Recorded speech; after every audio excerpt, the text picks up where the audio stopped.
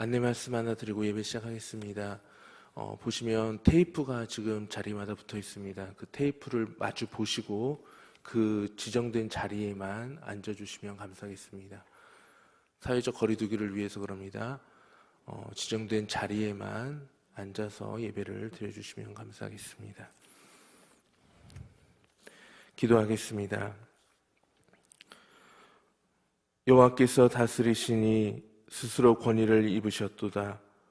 여호와께서 능력의 옷을 입으시며 띠를 띠셨으므로 세계도 견고히 서서 흔들리지 아니하는도다. 주의 보좌는 예로부터 견고히 있었으며 주는 영원부터 계셨나이다. 사랑과 은혜가 풍성하신 하나님, 거룩하고 복된 주님의 날, 주님의 백성들이 주님 앞에 영과 진리로 예배하기 위하여 모였사오니 오늘 이 예배 자리에 모인 우리 모두에게 충만하게 임재하여 주시옵소서. 영원 전부터 계신 주님의 능력으로 우리를 붙잡으사 견고하게 하여 주옵소서. 우리 주님 예수 그리스도의 이름으로 기원하옵나이다. 아멘.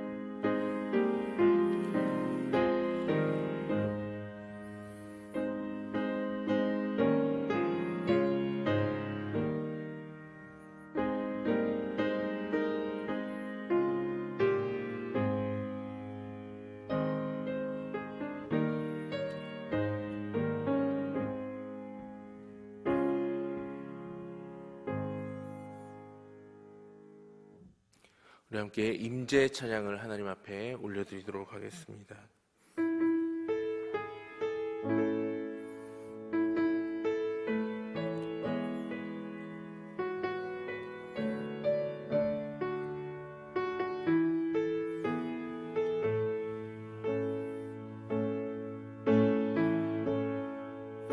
하늘의 문을 여소서.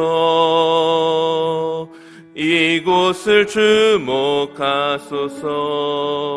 주를 향한 노래가 꺼지지 않으니 하늘을 열고 보소서. 이곳에 임재하소서. 주님을 기다립니다. 기도의 향기가 하늘에 닿으니 주여 임재하여 주소서. 이곳에 오셔서 이곳에 앉으소서. 이곳에서 드리는 예배를 받으소서. 주님의 이름만이 오직 주의 이름만 이곳에 있습니다. 이곳에 오셔서 이곳에 앉으소서. 이곳에서 드리는 예배를 받으소서. 주님의 이름만이 오직 주의 이름만 이곳에 있습니다.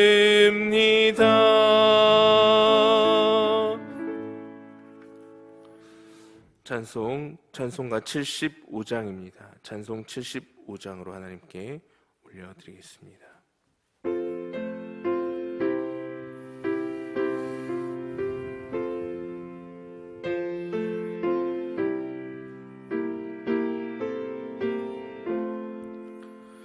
주여 우리 무리를 불쌍하게 여기사 크신 복을 주시고 주의 주옵소서. 주의 구원하심을 널리 알게 하시니 천하만국 백성들 주께 찬송합니다. 주가 다스리시고 바른 심판하시니 나라들이 즐기며 기쁜 노래합니다. 땅에 나는 모든 것 주의 크신 은혜니 모든 나라 백성들 주께 찬송합니다. 하나님 우리에게 복을 내려주시니 땅의 모든 만물이 주를 경배합니다.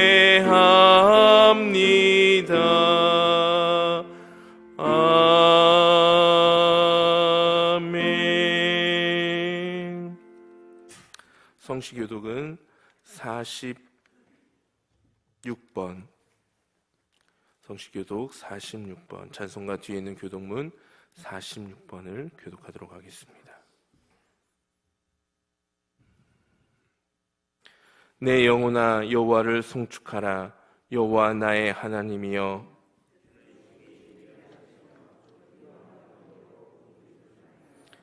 주께서 옷을 입음같이 빛을 입으시며 하늘을 휘장같이 치시며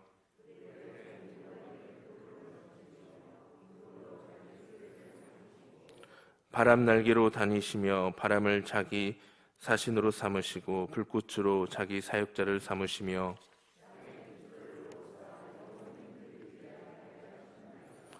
주께서 물의 경계를 정하여 넘치지 못하게 하시며 여호와께서 샘을 골짜기에서 솟아나게 하시고 산 사이에 흐르게 하사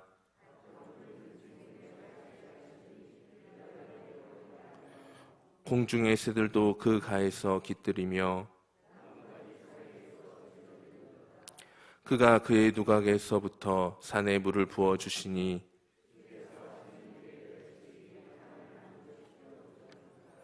아멘. 새롭게 번역된 사도신경으로 신앙 고백하겠습니다. 나는 전능하신 아버지 하나님 전지의 창조주를 믿습니다. 나는 그의 유일하신 아들 우리 주 예수 그리스도를 믿습니다.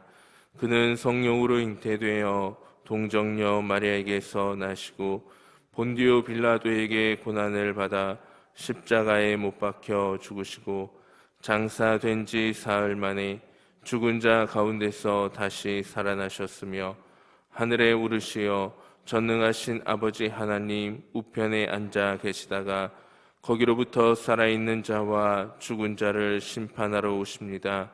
나는 성령을 믿으며 거룩한 공교회와 성도의 교제와 죄를 용서받는 것과 몸의 부활과 영생을 믿습니다. 아멘.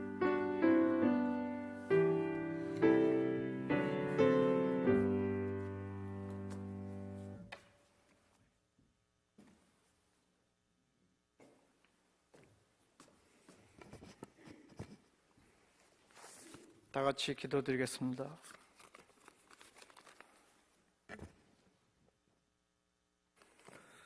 사랑과 은혜가 풍성하신 하나님 아버지, 온 세상과 우주를 창조하시고 모든 만물들이 생육하고 번성하고 자라게 하시며 산과들과 바다와 강이 아름답게 조화를 이루게 하시고 꽃이 피고 잎이 피는 아름다운 5월에 온라인 예배가 아닌 성전에서 예배와 찬양을 드리오니 아버지 하나님 감사합니다.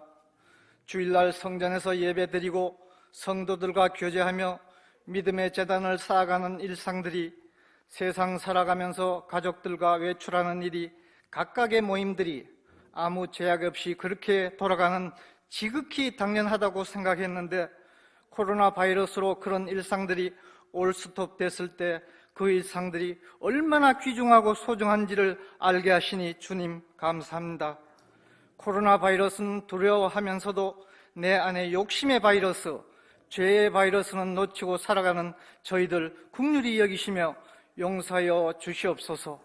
사랑의 주님, 코로나 바이러스의 환난과 고난이 저희들의 믿음의 반석이 자양분이 될 수 있게 도와주시옵소서. 바이러스 사태로 불철주야로 수고를 아끼지 않는 일요진과 그 관계자분들 주님 기억하여 주옵시고 힘 주옵소서.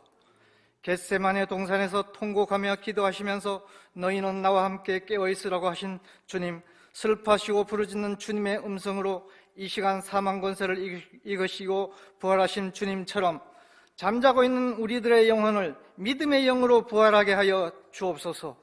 저희들 이 시간 주님의 십자가의 그 사랑과 희생을 온유와 겸손으로 변화되는 삶을 살게 하여 주옵소서. 우리들의 갈급한 심령에 주님의 말씀의 생명수로 우리들의 추악한 마음을 씻으사 맑은 영으로 살아가게 하옵소서. 주님의 은총으로 어둠의 세상에서 밝은 빛으로 살아가게 하옵소서. 주님의 말씀의 거울을 통해 저희들 마음속에 교만함, 천박함, 허물을 버리게 하고 믿음의 삶으로 살아가게 도와주옵소서. 오늘도 저희들은 고난과 싸우고 나 자신과 싸우고 죄악의 유혹과 사탄 마귀와 영적 전쟁에서 승리해서 믿음의 충만함으로 세상 살아갈 수 있게 주님 도와주옵소서. 단위의 서신 목사님 건강 지켜주옵시고 주시는 말씀을 통해 성령 충만받아서 주님의 뜻을 이루는 저희들 되게 도와주옵소서. 5월은 가정의 달입니다. 자라나는 우리의 자녀들 주님의 말씀 안에서 양육하고 교육하여 온전하게 자라나게 하옵소서. 사회에서나 교회에서 훌륭한 주님의 일꾼이 되게 해 주시옵소서. 무엇보다 말씀으로 주님을 섬기는 자녀들이 되어서 대대로 믿음의 후손이 되게 해 주시옵소서. 사랑의 주님, 과관련 교육관이 건축 중에 있습니다. 여러 어려움이 있을 줄로 아옵니다. 일을 진행하는 과정에서 사소한 분란이 있을지라도 서로 미워하지 말고 서로 사랑하게 하옵소서. 흩어진 마음들을 한 마음 한 뜻으로 모아서 선을 이루게 하옵소서. 후세의 하나님 아버지의 전사들을 양육할 배움의 전당이오니 주님 간섭하여 주옵시고 마무리될 때까지 주님 함께하여 주옵소서. 선진국끼리 무역 분쟁으로 코로나 바이러스 사태로 인하여 한국의 무역 환경과 한국의 경제는 힘들어지고 활로를 찾을 길이 없습니다. 전국의 자영업자들은 더더욱 어려움에 처해 있습니다. 세상 돌아가는 것이 성소수자들의 인권을 들먹이며 신천지의 마지막 몸부림이 여야의 갈등이 대화는 사라지고 주장만이 갈등만이 난무하는 세상, 하나님 아버지 보시기에 불편함만이 너 때문에 당신 때문에가 아닌 저 때문에 이 사태에 이 어려움에 빠졌다는 믿음과 회개의 마음을 가슴속 깊이 간직하며 살게 하여 주옵소서. 주님, 하나님 아버지 대한민국을 긍휼히 보셔서 이 어려움에서 도와주시옵소서. 주님, 오늘도 각 부서에서 교사로 안내로 주차로 봉사의 손길들을 기억하여 주옵시고 복 내려 주옵소서. 경제사태, 코로나 바이러스 사태 속에서도 주님의 행함의 믿음의 레일을 벗어나지 않게 살아가려고 몸부림칠 때 신앙생활에서나 사회생활에서나 승리하는 삶을 살아갈 수 있게 주님 도와주옵소서. 존귀하신 예수님의 이름으로 기도드렸습니다. 아멘.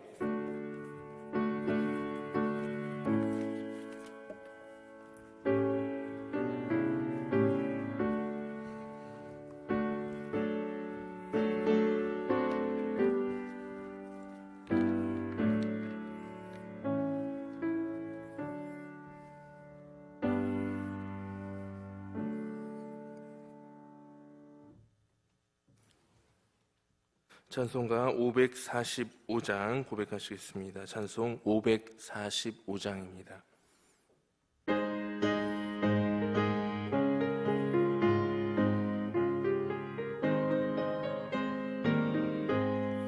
이 눈에 아무 증거 아니 배어도 믿음만을 가지고서 늘 걸으며 이 귀에 아무 소리 아니 들려도 하나님의 약속 위에 서리라. 걸어가세 믿음 위에 서서 나가세 나가세 의심 버리고 걸어가세 믿음 위에 서서 눈과 귀에 아무 증거 없어도 이 눈이 보기에는 어떠하든지 이미 얻은 증거대로 늘 믿으며 이 맘에 의심 없이 살아갈 때에 우리 소원 주 안에서 이루리. 걸어 나가세 나가세 의심 버리고 걸어가세 믿음 위에 서서 눈과 귀에 아무 증거 없어도 주님의 거룩함을 두고 맹세한 주 하나님 아버지는 참 미쁘다. 그 귀한 모든 약속 믿는 자에게 능치 못할 무슨 일이 있을까. 걸어가세 믿음 위에 서서 나가세 나가세 의심 버리고 걸어가세 믿음 위에 서서 눈과 귀에 아무 증거 없어도. 오늘 하나님께서 우리에게 주신 말씀 사무엘상 15장 10절에서 19절까지의 말씀입니다. 사무엘상 15장 10절에서 19절까지의 말씀, 구약 432쪽에 있는 말씀입니다. 기록된 하나님의 말씀입니다. 여호와의 말씀이 사무엘에게 임하니라. 이르시되 내가 사울을 왕으로 세운 것을 후회하노니 그가 돌이켜서 나를 따르지 아니하며 내 명령을 행하지 아니하였음이니라 하신지라. 사무엘이 근심하여 온 밤을 여호와께 부르짖으니라. 사무엘이 사울을 만나려고 아침에 일찍이 일어났더니 어떤 사람이 사무엘에게 말하여 이르되 사울이 갈멜에 이르러 자기를 위하여 기념비를 세우고 발길을 돌려 길갈로 내려갔다 하는지라. 사무엘이 사울에게 이른즉 사울이 그에게 이르되 원하건대 당신은 여호와께 복을 받으소서. 내가 여호와의 명령을 행하였나이다 하니 사무엘이 이르되 그러면 내 귀에 들려오는 이 양의 소리와 내게 들려오는 소의 소리는 어찌 됨이니까 하니라. 사울이 이르되 그것은 무리가 아멜렉 사람에게서 끌어온 것인데 백성이 당신의 하나님 여호와께 제사하려 하며 양들과 소들 중에서 가장 좋은 것을 남김이요 그 외의 것은 우리가 진멸하였나이다 하는지라. 사무엘이 사울에게 이르되 가만히 계시옵소서. 간밤에 여호와께서 내게 이르신 것을 왕에게 말하리이다 하니 그가 이르되 말씀하소서. 사무엘이 이르되 왕이 스스로 작게 여길 그때에 이스라엘 지파의 머리가 되지 아니하셨나이까. 여호와께서 왕에게 기름을 부어 이스라엘 왕을 삼으시고 또 여호와께서 왕을 길로 보내시며 이르시기를 가서 죄인 아멜렉 사람을 진멸하되 다 없어지기까지 치라 하셨거늘 어찌하여 왕이 여호와의 목소리를 청종하지 아니하고 탈취하기에만 급하여 여호와께서 악하게 여기시는 일을 행하였나이까. 아멘. 기도하겠습니다.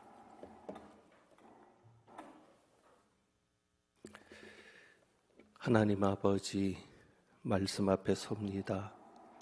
오늘 이 시간도 하나님께서 이끄시고 함께 하심으로 인하여 말씀이 말씀되며 생명되며 능력되게 하옵소서. 오직 성령께서 주장하여 주시기를 소망합니다. 우리 주님 예수 그리스도 이름으로 기도하옵나이다. 아멘. 그때는 몰랐습니다.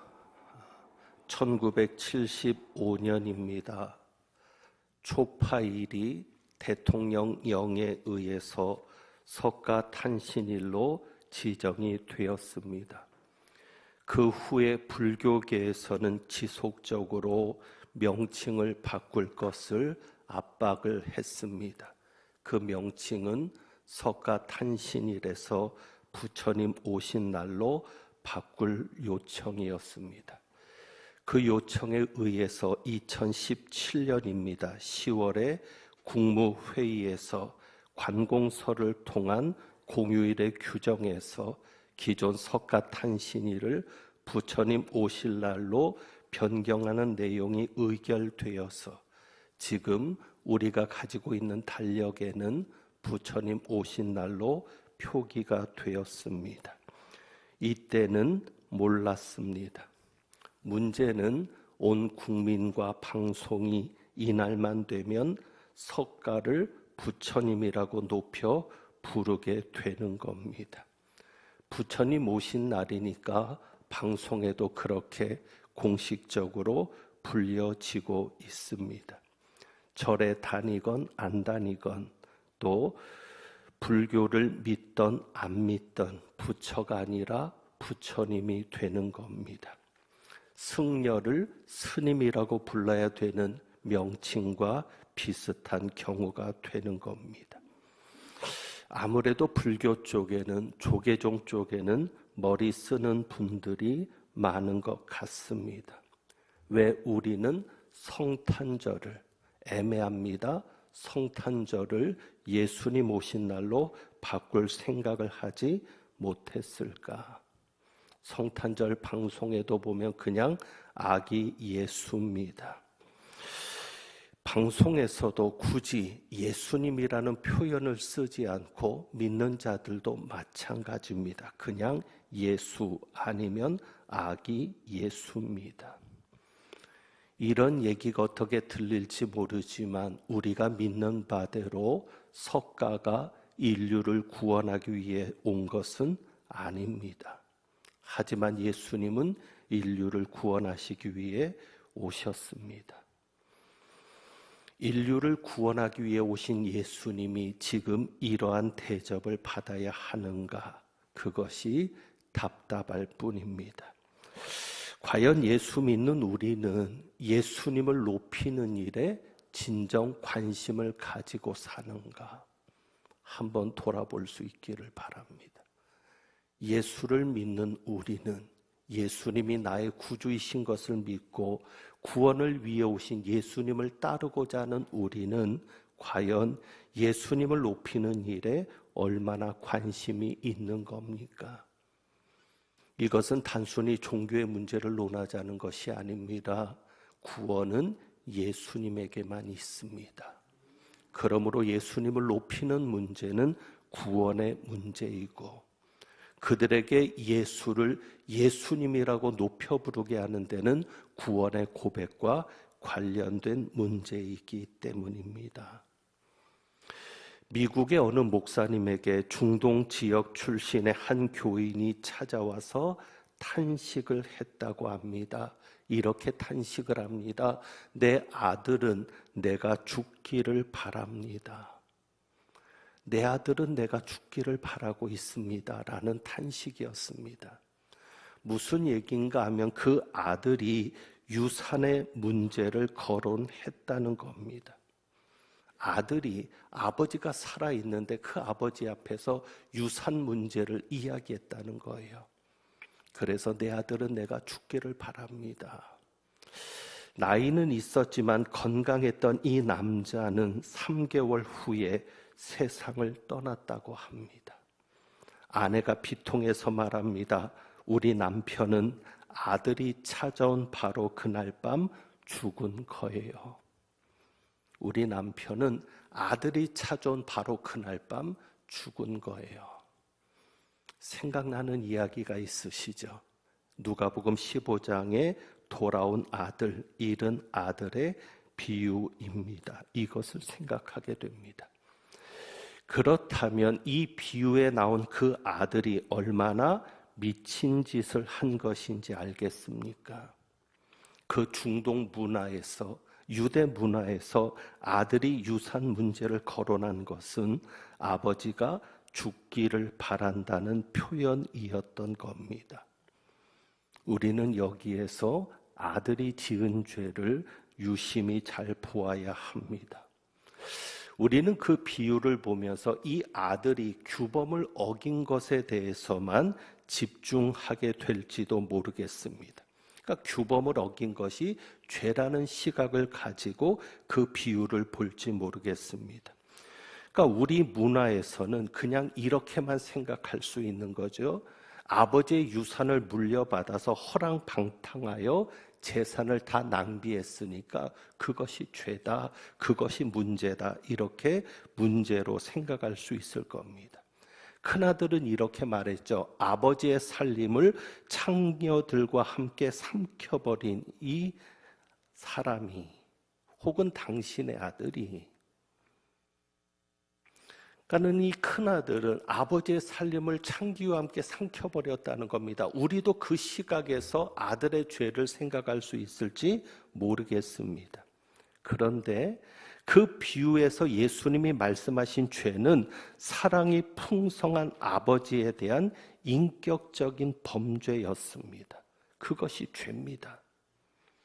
단순히 재산을 다 탕진했다는 것, 창녀들과 함께 재산을 다 삼켜버렸다는 것이 죄가 아니라, 윤리 도덕에 어긋난 그 자체가 죄가 아니라 아버지를 거부했다는 것, 아버지에 대해서 인격적인 범죄를 저질렀고 인격적으로 그 아버지를 거부했다는 것이 죄입니다. 아버지께 짓는 죄가 재산을 탕진한 죄보다 더 심각하게 던져지는 문제인 겁니다. 그래서 아들이 돌아오면서 뭐라고 얘기합니까? 누가복음 15장 21절에 이렇게 말하죠. 내가 하늘과 아버지께 죄를 지었사오니 지금부터는 아버지의 아들이라 감당하지 못하겠나이다. 지난 설교에 이어지는 겁니다. 하나님께서 심각하게 보시는 것이 무엇입니까? 하나님께 짓는 죄입니다. 구약 성경이 말하는 죄는 하나님께 범하는 죄입니다. 하나님을 인정하지 않는 사람들, 하나님을 믿지 않는 사람들은 그저 죄라고 하면 사람에게 짓는 그러한 죄만 생각할지도 모르겠습니다.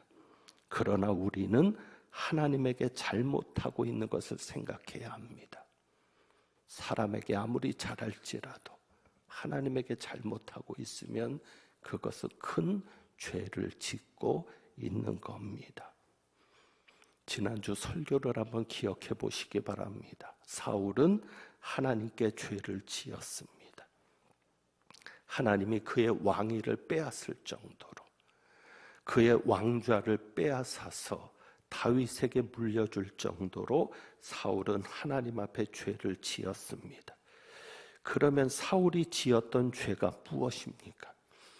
도대체 사울이 하나님 앞에 무엇을 잘못했기 때문에 왕위까지 빼앗겨야 했습니까? 오늘 그 이유를 세 가지를 살펴봅니다. 우리는 그 사울을 돌아보면서 과연 나도 하나님 앞에 그렇게 잘못 살고 있지는 않은지, 하나님 앞에 나도 그렇게 하나님께 죄를 짓고 살고 있지는 않은지 반성하는 시간이 되기를 원합니다. 첫 번째로 사울이 지었던 죄는 하나님을 신뢰하지 못한 것입니다. 하나님을 신뢰하며 살지 못하는 것이 죄입니다. 만약에 하나님을 신뢰했다면, 하나님을 믿었다면 하나님의 때를 기다려야 합니다. 지난주에 말씀드렸던 내용 기억하실 겁니다. 사무엘이 7일째 되는 날 와서 제사를 지내기로 약속을 합니다. 이래 후에 7일 후에 가서 제사를 지내겠다는 겁니다. 그런데 사무엘이 약속한 그 7일을 온전히 기다리지 못하고 7일째 되는 날까지 기다렸으면 되는데 온전히 기다리지 못하고 7일째 되는 날 사울이 제사를 지내는 장면을 우리는 보았습니다.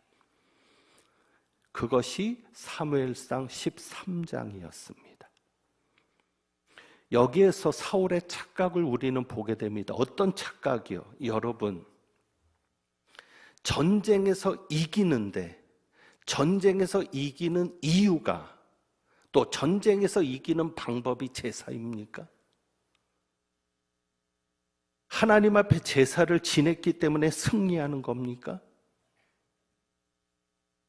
승리는 누가 주시는 겁니까? 하나님이 주시는 겁니다. 하나님 앞에 제사를 지내야만 승리하는 게 아니라 하나님이 승리하게 하셔야 하는 겁니다. 그렇다면 누구의 마음에 맞아야 합니까? 하나님의 마음에 맞아야 하는 겁니다. 13장 2절을 한번 여러분 찾아보십시오. 13장 2절에 보면 처음에는 3,000명의 군대를 조직해서 시작을 합니다. 3,000명을 모았습니다. 그런데 7일 동안 기다리는 과정에 지난번에 말씀드린 대로 다 빠져나갑니다. 그래서 남아있는 숫자가 15절입니다. 사무엘이 왔다가 간 다음에 13장 15절에 보면 사울이 자기와 함께한 백성의 수를 세어보니 600명가량이었더라. 3,000명의 군대를 조직을 해서 블레셋과 싸우려고 했는데 다 빠져나가고 몇 명만 남는 거예요? 600명만 남는 거예요. 상황은 이해가 됩니다. 무기도 제대로 없습니다. 사무엘상 13장을 보면 제대로 된 무기를 가진 자는 사울과 요나단 정도입니다. 무기도 없는 이들이 3,000명도 부족한데 블레셋 군대는 수만 명이거든요. 거기는 기마병들도 있고요. 그리고 그들은 철기로 된 무기도 가지고 있는 겁니다. 청동으로 된 무기도 가지고 있는 그들을 향해서 제대로 전쟁이 될 리는 없습니다. 그런데 그 인원도 다 빠져나가서 몇백 명만 남아요? 600명만 남죠. 다급한 상황은 이해가 됩니다. 그런데 이스라엘의 왕은 사울입니까? 하나님입니까? 하나님입니다. 얼마 전에 제가 그 설교를 했습니다. 하나님은 사울을 왕으로 세운 것이 아니라 지도자로 세운 겁니다. 이스라엘의 왕은 여전히 하나님이신 겁니다. 이스라엘 백성들이 그걸 놓치면 안 되었습니다. 사울도 마찬가지입니다. 이스라엘의 왕은 하나님입니다. 그러면 누가 책임지십니까? 하나님이 책임지시는 겁니다. 그렇다면 하나님을 믿고 기다려야 했던 겁니다. 그런데 사울은 하나님을 신뢰하지 못했습니다. 반면에 14장 한번 가서 볼까요? 요나단이 등장을 합니다. 사울의 아들 요나단이 등장을 하는데 14장 2절에 보면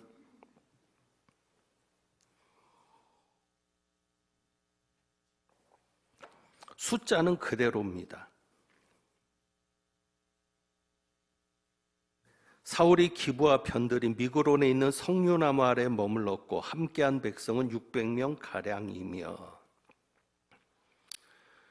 인원은 똑같이 600명인데 요나단이 이들을 데리고 교란 작전을 펴는 겁니다. 하나님을 의지하고 교란 작전을 수행하는데 자 6절에 보시면 요나단이 이렇게 말합니다. 14장 6절입니다. 요나단이 자기의 무기를 든 소년에게 이르되 우리가 이 할례받지 않은 자들에게로 건너가자. 여호와께서 우리를 위하여 일하실까 하노라.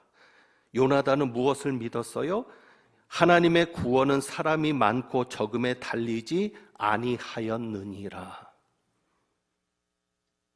하나님의 구원은 사람의 많고 적음에 달리지 아니하였느니라.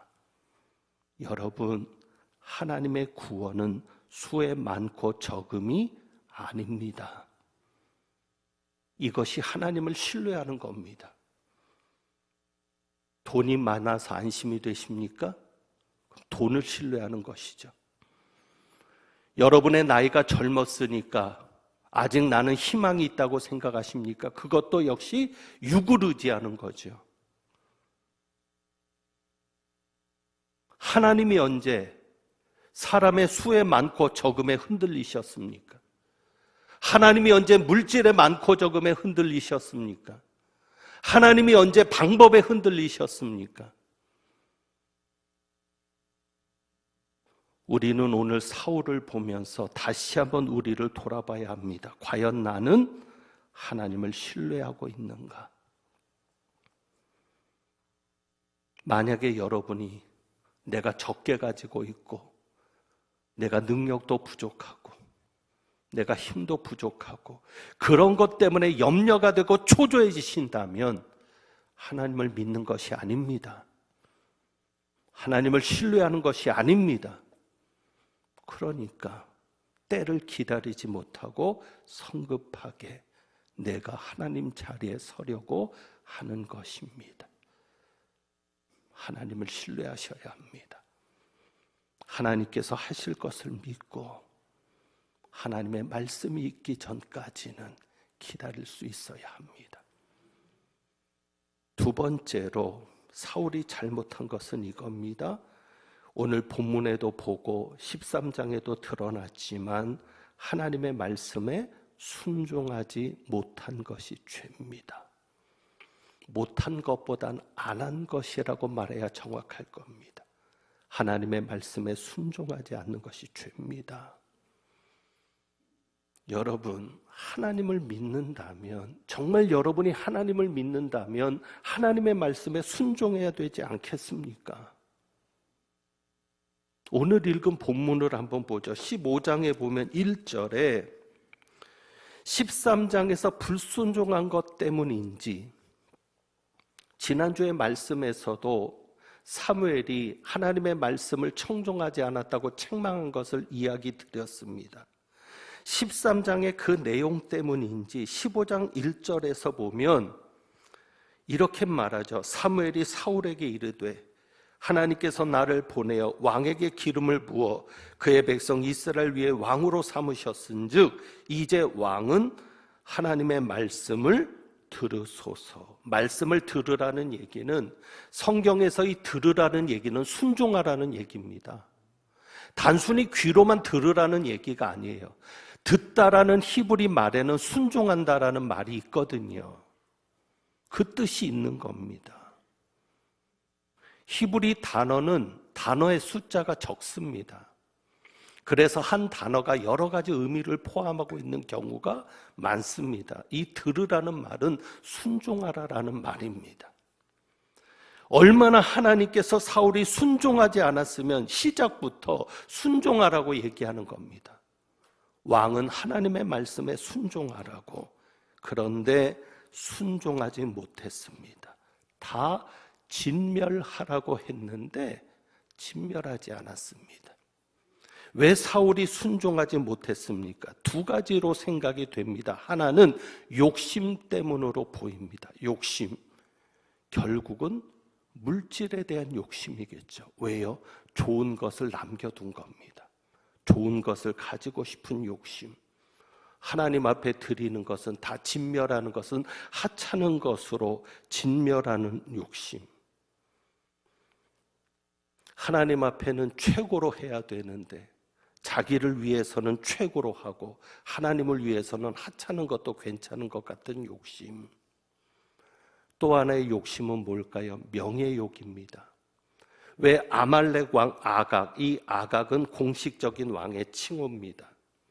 아말렉 왕 아각을 왜 살려주었을까요? 아마 전리품처럼 여기고 싶었을지 모릅니다. 백성들 앞에 자랑하는 겁니다. 내가 이렇게 전쟁에서 이겼노라고.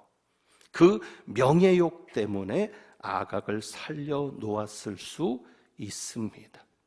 그래서 그 아각을 통해서 자신이 거둔 승리를 오랫동안 기념하고 싶은 마음이었을 겁니다. 그런데 여러분, 이 승리는 누가 주신 승리입니까? 하나님입니다. 그러면 누구의 말씀에 순종해야 합니까? 하나님의 말씀. 아무리 힘들고 어려워도 성공하는 비결은 단순할 수 있습니다. 어쩌면 이게 단순하지만 어려울 수 있는데 하나님의 말씀에 순종하면 성공하는 겁니다. 왜? 하나님이 계시니까, 하나님이 하시니까. 그것을 믿는 우리는 승리의 방법을, 성공의 비결을 오직 하나님의 말씀에 순종하는 데서 찾아야 합니다. 사울은 그 사실을 놓친 거죠. 하나님이 승리케 하셨는데 그러면 하나님의 말씀에 순종해야 되는 것이고, 모든 승리의 비결은 역시 하나님의 말씀에 순종하는 것에 있는 것인데 사울은 그것을 놓친 겁니다. 결국 이것은 사울의 마음속에 있는 깊은 것을 드러낸 것인지도 모릅니다. 무엇을요? 사울은 하나님을 이용한 겁니다. 자기의 목적을 위해서. 처음에는 그렇지 않았을지라도 왕이 됐을 때는 사울도 겸손했습니다. 그런데 점점 변질되는 겁니다. 결국에는 하나님을 이용하는 자가 되는 겁니다. 누구의 목적을 위해서요? 자기의 목적을 위해서요. 그렇다면 이런 사람은 제사를 지내는 것도 하나님을 위해서 지내는 게 아니라 자기를 위해 지내는 겁니다. 하나님 앞에 드리는 예배도 하나님을 위해서 예배 드린다는 게 아니라 나를 위해서 예배 드리는 겁니다. 그러니까 예배 자체 생명을, 목숨을 걸지 않는 겁니다. 왜? 나를 위해 사는 건데 내가 왜 목숨까지 걸면서 예배를 드려야 돼?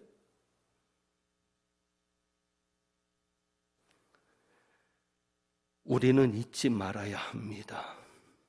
우리는 하나님의 목적을 위해 사는 자이지 우리의 목적을 위해 하나님이 계신 게 아닙니다. 여러분이 이 마음만 잊지 않는다면, 내가 하나님을 위해 사는 자이지 하나님이 나를 위해 사는 게 아니야, 하나님이 나를 위해 존재하는 게 아니야, 이 목적만 잊지 않는다면 하나님께서 함께 하실 겁니다. 어렵고 힘들수록, 앞이 보이지 않을수록 이 목적만 분명하게 가지고 갈 수 있기를 바랍니다. 내가 하나님의 목적을 위해 사는 거야.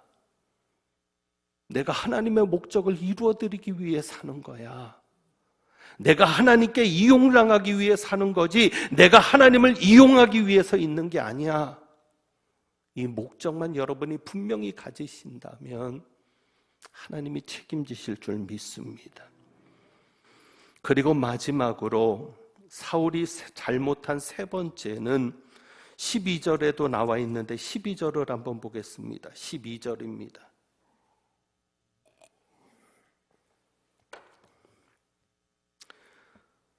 사무엘이 사울을 만나려고 아침에 일찍이 일어났더니 어떤 사람이 사무엘에게 말하기르되, 어떤 사람이 사무엘에게 말합니다. 참 답답한 말을 하죠. 뭐라고 얘기해요? 사울이 갈멜에 이르러 자기를 위하여 기념비를 세우고 발길을 돌려 길갈로 내려갔다 하는지라. 사무엘에게 무슨 소식을 전해요? 사울이 자기를 위하여 기념비를 세웠다는 겁니다. 사울을 왕으로 세우신 분은 누구죠? 하나님이요. 사울에게 직분을 맡기신 분은 누구죠? 하나님이요. 그렇다면 사울이 하나님을 위해서 해야 되는 것 아닙니까? 그러면 기념비를 누구를 위해 세워야 돼요? 하나님을 위한 기념비를 세워야죠. 왜? 내가 잘해서 이긴 게 아닌데, 내가 잘해서 승리한 게 아니라 하나님이 이기게 하신 건데. 사무엘상 15장에 보면 하나님이 사울을 전쟁하라고 하실 때 이미 결론을 낸 겁니다. 어떤 결론을요? 이기겠다는 결론이요. 그러니까 뭐라고 얘기하셨어요? 아멜렉에서 이긴 다음에는 다 진멸해라. 그 얘기는 뭐예요? 이미 너는 이겼다. 싸우기도 전에 이미 이겼다는 겁니다. 그러니까 승리하고 난 다음에는 다 진멸해라.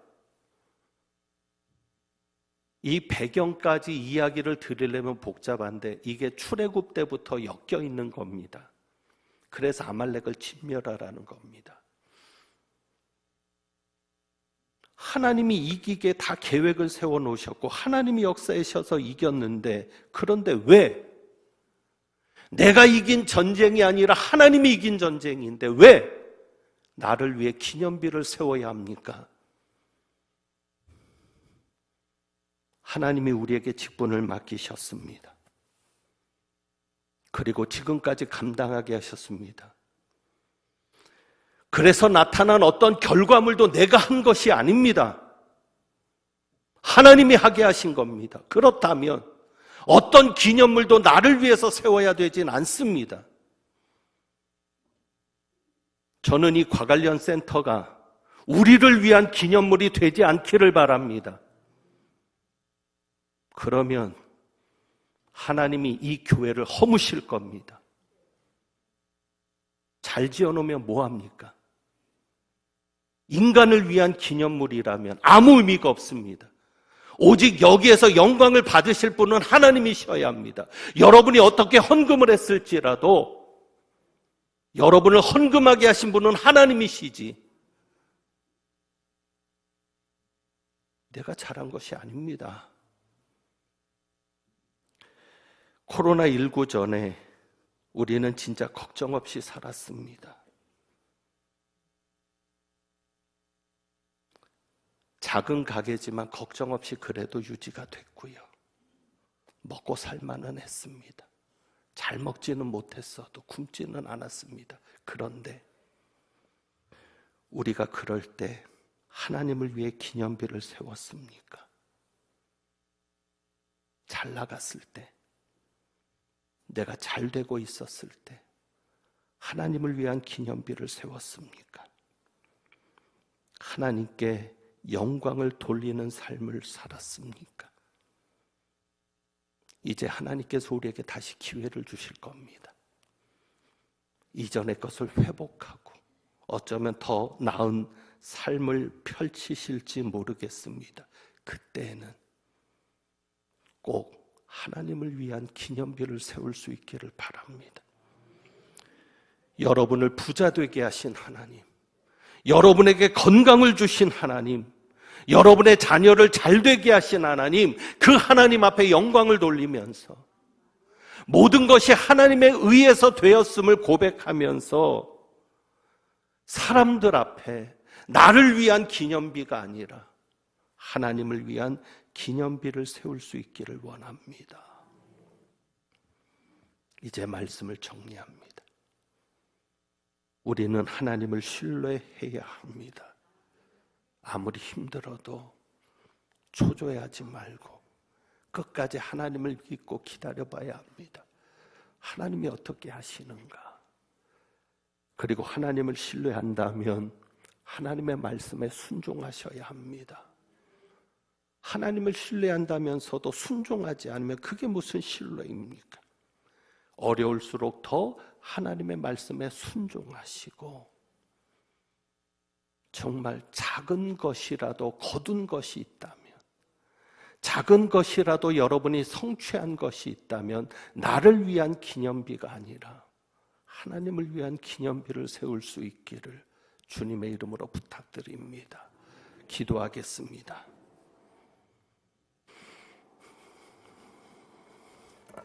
하나님 아버지, 하나님을 인정하지 않고 하나님을 믿지 않으며 하나님을 모든 삶의 주인의 자리, 왕의 자리에 앉히고 싶지 않기에 어느 때는 세상이 진화되었다고 가설을 이야기하면서 하나님을 부인하며 살아온 이들에게는 그저 사람에게 잘못하고 사람에게 짓는 죄만 문제가 될지도 모르겠습니다. 그러나 하나님을 믿는 저희라면 하나님의 형상을 닮은 이들에게도 물론 잘해야 하지만 궁극적으로 내가 하나님 앞에 얼마나 잘하고 있는지를 돌아보게 하옵소서. 이 어려운 시기가 하나님과의 우리 관계를 다시 한번 회복하는, 하나님과의 깨어진 관계가 있다면 다시 한번 그 관계를 회복하는 시간이 되게 하옵소서. 우리 주님 예수 그리스도의 이름으로 기도하옵나이다. 아멘. 찬송가 570장 찬송합니다.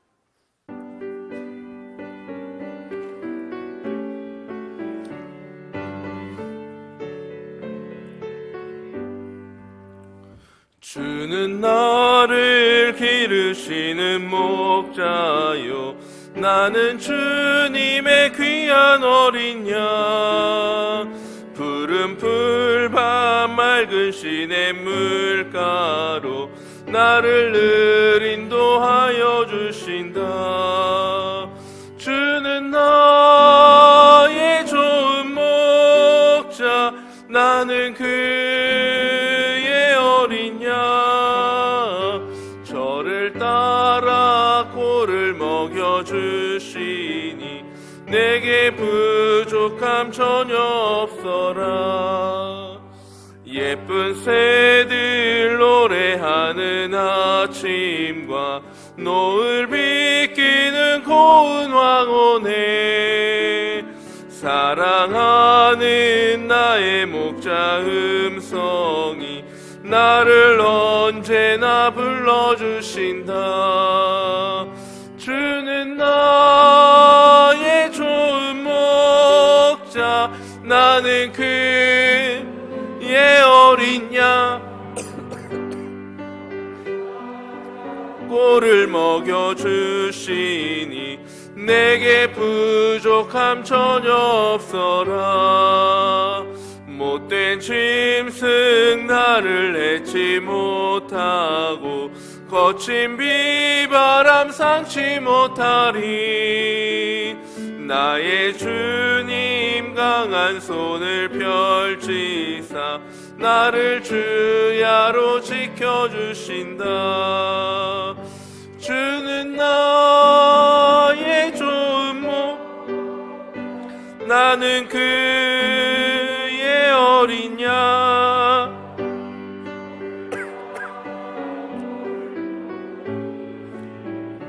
내게 부족함 전혀 없어라.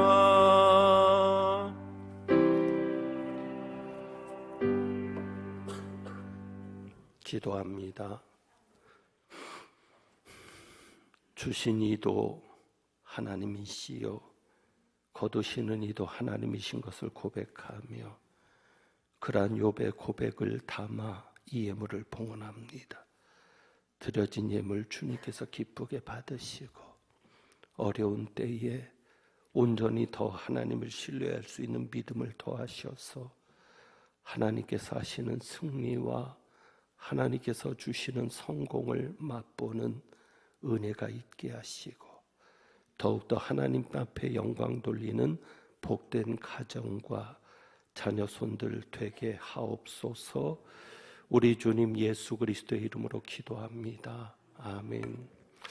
아무래도 짧게 안내를 좀 드려야 되겠습니다. 현장 예배가 시작이 됐지만 정부의 지침에 따라서 거리두기를 하면서 7대 방역 수칙을 제대로 지키며 예배를 진행해야 합니다.